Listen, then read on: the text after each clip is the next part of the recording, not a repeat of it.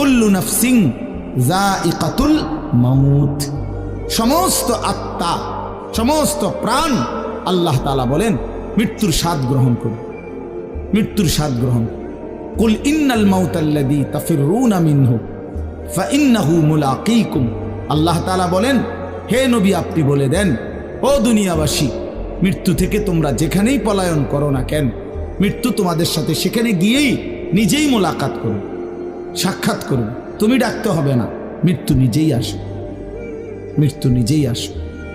আইনামা তাকুনু ইউদরিকুমুল মাউতু ওয়ালাউ কুনতুম ফি বুরুজিম মুশাইয়াদা, আল্লাহ বলে তুমি যদি এমন একটা বিল্ডিং বানাও, ঘর বানাও, যে ঘরটা অনেক উঁচা,